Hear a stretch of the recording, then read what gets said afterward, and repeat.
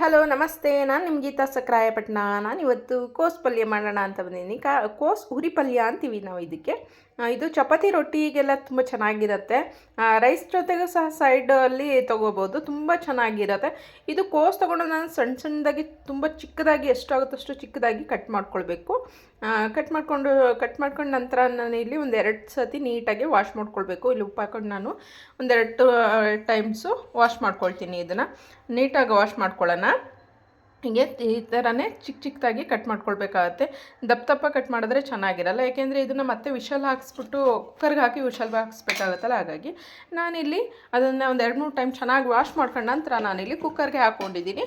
1 ಕಪ್ಪಷ್ಟು ನಾನು ನೀರು ಹಾಕ್ಕೊಂಡು ಸ್ವಲ್ಪ ಉಪ್ಪನ್ನ ಹಾಕ್ಕೊಂಡು ಈಗಲೇ ನಾನು 1 ವಿಷಲ್ನ ಹಾಕ್ಸ್ಕೊಳ್ತೀನಿ. ಇದನ್ನು 1 ವಿಷಲ್ ಹಾಕಿದ ನಂತರ ನೋಡಿ ನನಗೆ ವಿಷಲ್ ಹಾರಿದೆ. ಈಗ ವಿಷಲ್ ಆದ ನಂತರ ನಾವಿಲ್ಲಿ ಬಸ್ಕೋಬೇಕು, ನೀರೆಲ್ಲ ಸೋಸಿಸ್ಕೊಳ್ಬೇಕು. ನೀರು ಬಸ್ಕೊಂಡ ನಂತರ ನಾವಿಲ್ಲಿ ಸೇಮ್ ಸೊಪ್ಪನ್ನ ಹೇಗೆ ಹಿಂಡ್ಕೊಳ್ತೀವಿ ಅದೇ ಥರನೇ ಸಹ ಅದೇ ಪ್ರೊಸೀಜರಲ್ಲೇ ಇದನ್ನು ಸಹ ಹಿಂಡ್ಕೊಂಡು ರೆಡಿ ಮಾಡ್ಕೊಳ್ಬೇಕಾಗತ್ತೆ ಕೋಸನ್ನ. ನಾನಿಲ್ಲಿ ಒಗ್ಗರಣೆಗೂ ಸಹ ರೆಡಿ ಮಾಡ್ಕೊಳ್ತಾ ಇದ್ದೀನಿ. ಒಗ್ಗರಣೆಗೆ ಸ್ವಲ್ಪ ಆಯಿಲ್ ಹಾಕ್ಕೊಂಡಿದ್ದೀನಿ.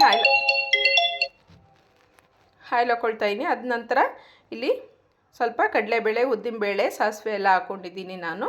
ಅದಾದ ನಂತರ ಒಣಮೆಣಸಿನ್ಕಾಯಿ ಮತ್ತು ಈರುಳ್ಳಿನ ಹಾಕ್ಕೊಂಡಿದ್ದೀನಿ.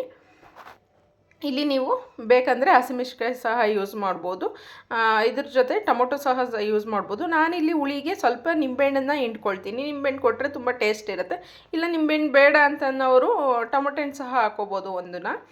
ನಾನು ಟೊಮೊಟೊ ಯೂಸ್ ಮಾಡ್ತಾ ಇಲ್ಲ ಇಲ್ಲಿ. ನಾನಿಷ್ಟೇ ಈ ಸ್ವಲ್ಪ ಇಂಗ್ರೀಡಿಯೆಂಟ್ಸಲ್ಲಿ ಬೇಗ ಮಾಡುವಂಥದ್ದು ಉರಿ ಪಲ್ಯ ಇದು. ತುಂಬ ಟೇಸ್ಟಿಯಾಗಿರುತ್ತೆ. ನಾನಿಲ್ಲಿ ಒಣಮೆಣ್ಸಿನ್ಕಾಯಿನೂ ಸಹ ಕೊಟ್ಟಿರೋದ್ರಿಂದ ವೆರಿ ಟೇಸ್ಟಿಯಾಗಿರುತ್ತೆ ಇದು. ಇದನ್ನು ಚೆನ್ನಾಗಿ ಒಗ್ಗರಣೆ ಮಾಡಿಕೊಂಡು ಸ್ವಲ್ಪ ಕಾಯಿ ತುರಿ ಹಾಕ್ಕೊಂಡಿದ್ದೀನಿ. ಒಂದು ಅರ್ಧ ಹೋಳು ಫುಲ್ ಕಾಯಿ ತುರಿ ಹಾಕ್ಕೊಂಡಿದ್ದೀನಿ.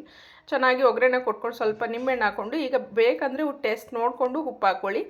ನಾವು ಫಸ್ಟೇ ಉಪ್ಪು ಹಾಕ್ಕೊಂಡಿರ್ತೀವಿ, ಹಾಗಾಗಿ ನನಗೆ ರೆಡಿ ಆಯಿತು ನೋಡಿ. ಇಷ್ಟು ಈಸಿಯಾಗಿ ಫಾಸ್ಟಾಗಿ ಮಾಡ್ಕೋಬೋದು. ಚಪಾತಿ ಜೊತೆ ತುಂಬ ಟೇಸ್ಟಿಯಾಗಿರುತ್ತೆ.